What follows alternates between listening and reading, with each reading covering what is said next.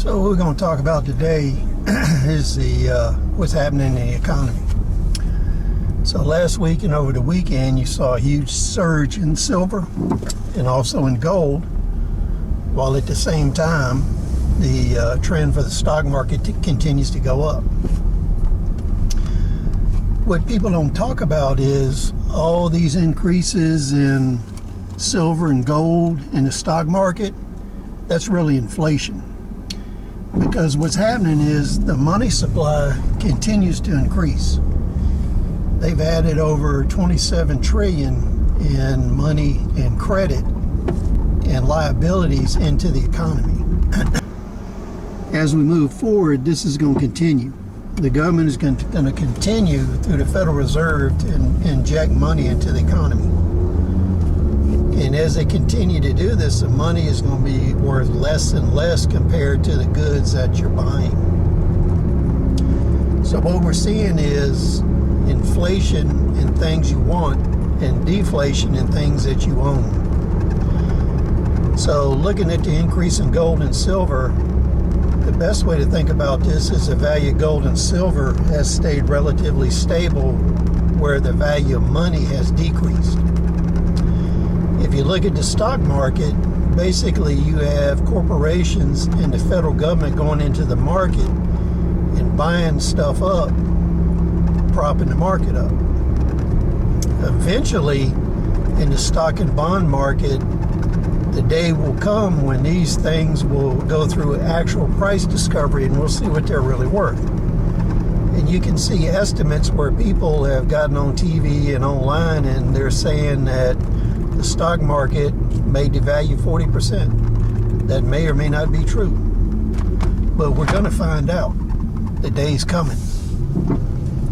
When you go to the grocery store, you'll notice that everything's much higher than it was. That's another case of inflation. So all these numbers that the government and these pundits are giving you, they're false. Because the actual rate of inflation is the difference in price from month to month and year to year on stuff you buy, not the stuff that they calculate the government inflation rate on. Because what they do is they go in this inflation rate calculation and they may say, well, a TV or a washing machine was worth so much last year, now it's worth this year, based on price discovery. And what they try to do is pick stuff that's comparable, because the machine that you had last year may have had more features on it. The one they picked this year, it may not have as many features. It may be the cheaper model because the one that would have been purchased last year is no longer available.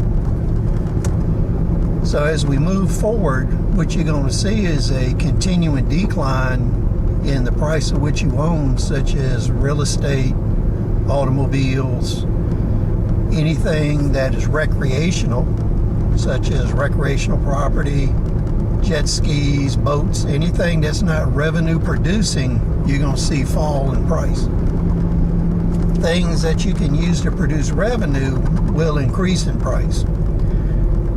The other thing is security and personal protection. You're going to see a continued increase in the cost of guns and ammunition, edge weapons, military weapons, all that kind of stuff. So one thing that people don't really think about is how we got where we're at. And the way we got there is basically the government passed laws that diverted all investment from the local environment to Wall Street. And that's how they control the inflation and the money supply. Because in the past, when I was a kid, there weren't 401ks. There weren't all this investment vehicles. And you see they're pushing more and more retail people into the stock market to try to make money since they're unemployed. So when I was young, you only had professional investors that were working in the stock market. Individuals found it very difficult to buy and sell stock. You had to go through a broker. That broker gets a fee. And back in the day, those brokers, you had to put a certain amount of money, which was above the reach of the average person, in their brokerage account before they would trade stock for you. Now what's happening is the big boys are using the smaller investors to cash out. So they're getting you to invest when the market is high. They're taking their profits and earnings out in their actual investment, and you're paying the cost of it. So when the market falls, all those retail investors lose their money, while the big boys have taken all of their capital and their profits and left.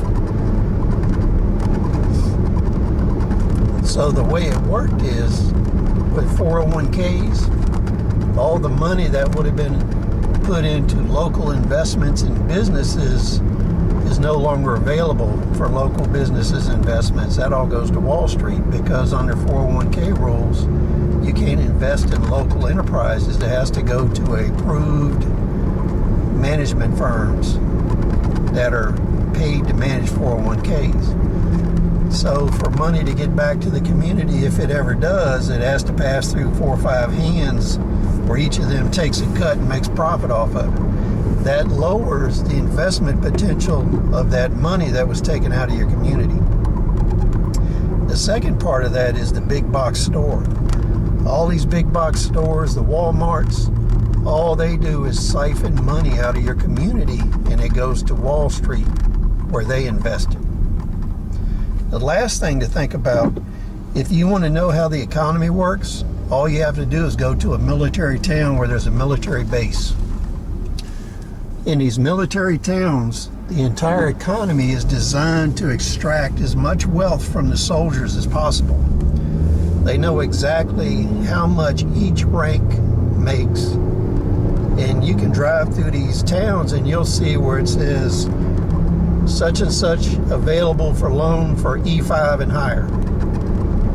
And they will actually put the rank numbers and insignia on the advertising. And when you go into these towns, you know their sole purpose is to extract as much money as possible from the soldier. So when you look at the way the U.S. economy works, the extraction is designed to extract as much capital and money and property out of the local economy as possible, transfer it to Wall Street where they get a cut. So that's what's going on. And all you're seeing with these increasing prices is inflation. And we're reaching a point where the average person can no longer ignore the inflation.